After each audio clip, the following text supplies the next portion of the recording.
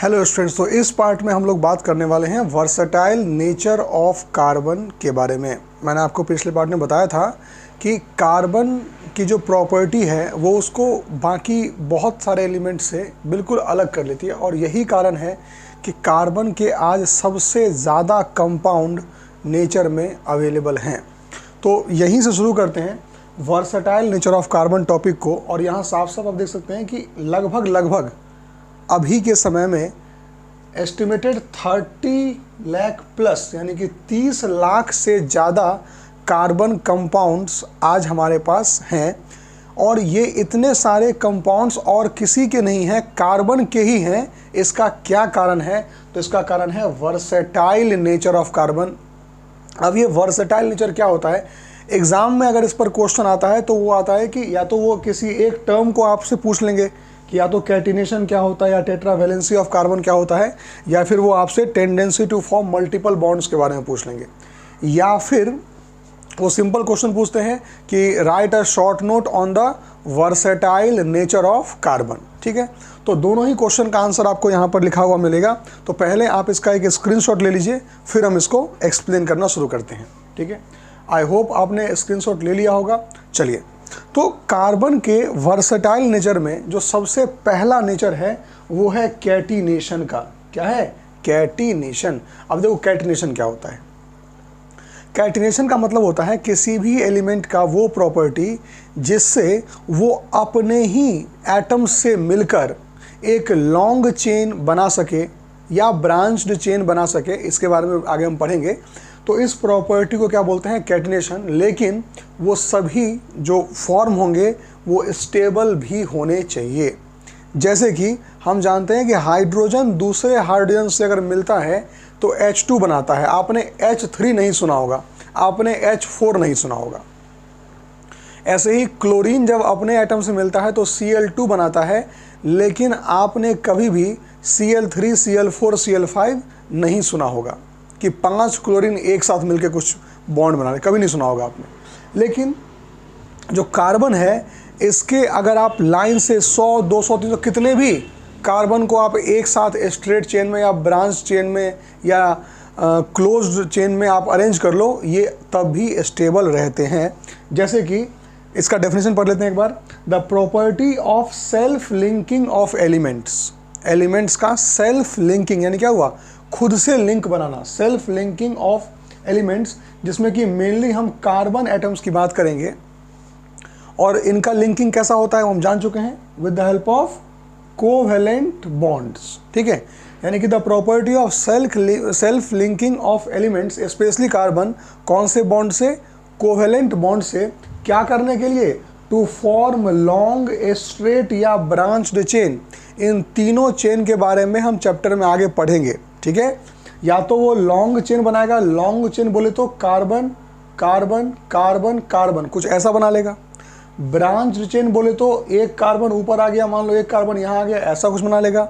या फिर closed chain, यहाँ पर शायद नहीं लिखा, हाँ लिखा है रिंग ऑफ डिफरेंट साइजेस, मतलब ये किसे कार्बन कार्बन कार्बन ऐसे बना लेगा।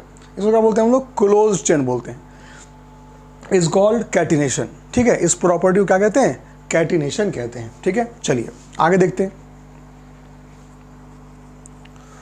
अब समझिए, अगला जो इसका प्रॉपर्टी है वो है टेट्रावैलेंसी। कैटिनेशन से क्या होगा? फिर समझ लो, 2 कार्बन मिलके एक कंपाउंड बनाया, फिर क्या हुआ? 3 कार्बन मिलके बनाया, 10 मिलके, 20 मिलके, अलग अलग। तो देखो कितने वैरायटी ऑफ कंपाउंड्स अपने पास अवेलेबल हो जाएंगे। ठीक है, ये कर लिया हमने।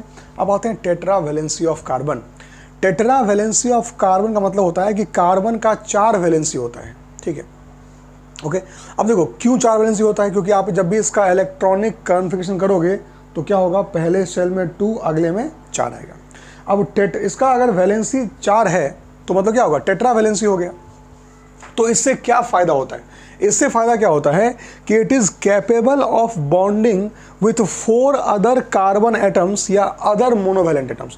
वो इस 4 वैलेंसी से किसी भी अलग अलग 4 एलिमेंट से बॉन्डिंग कर सकता है, या अपने कार्बन एटम से ही बॉन्डिंग कर सकता है। जैसे समझो, मान लो एक कार्बन यहाँ पर है, उसका एक वैलेंसी यहाँ है, एक यहाँ है, एक यहाँ है, एक यहाँ है। ठीक, अब यहाँ पर मान लो क्लोरीन आ गया, यहाँ कार्बन ही है, यहाँ कार्बन ही, यहाँ कार्बन ही है, कंपाउंड बन गया एक। अगली बार क्या हुआ, फिर से चूंकि कार्बन के पास 4 वैकेंट स्पेस होते हैं, तो मान लो यहाँ पर आ गया फ्लोरीन आ गया, यहाँ क्लोरीन आ गया, यहाँ कार्बन आ गया, यहाँ कार्बन आ गया, कुछ भी है ना, ऐसा कुछ भी पॉसिबल है क्योंकि 4 इसके पास वैलेंसी है, उन चारों जगहों पर कोई भी आके फिट हो सकता है। मोनोवेलेंट मतलब क्या, जिसकी वैलेंसी 1 हो वही तो यहाँ फिट होगा आगे। चलिए, तो इससे क्या हुआ, अगेन कार्बन के पास वैरायटी ऑफ अपॉर्चुनिटीज हैं कंपाउंड बनाने के, that is known as tetra valency. ठीक है, और थर्ड जो है जिसमें बच्चे कंफ्यूज रहते हैं सेकंड और थर्ड में, तो जरा थर्ड समझ लो क्या है, यह है tendency to form multiple bonds. Carbon जो है मल्टीपल बॉन्ड्स बनाने के लिए कैपेबल है। जैसे कि अगर क्लोरीन की बात करें तो क्लोरीन क्या कहता है, भैया जहाँ पर 1 का वैकेंसी हो वहाँ बुलाओ, हम आ जाएंगे और 1 वैलेंसी किसी का सेटिस्फाई कर देंगे। ऑक्सीजन कहता है जहाँ पर 2 का वैकेंसी हो मुझे बुलाओ, मैं 2 के वैलेंसी को सेटिस्फाई कर दूंगा। कार्बन क्या कहता है, 1 वैकेंसी हो बुला लो हम देख लेंगे, 2 हो बुला लो देख लेंगे, 3 हो बुला लो देख लेंगे। मतलब क्या, कार्बन के पास मल्टीपल बॉन्ड्स बनाने की कैपेबिलिटी है। जैसे कि एक कार्बन दूसरे कार्बन से सिंगल बॉन्ड से भी मिला हुआ हो सकता है, एक कार्बन दूसरे कार्बन से डबल बॉन्ड से भी मिल सकता है, ट्रिपल बॉन्ड से भी मिल सकता है।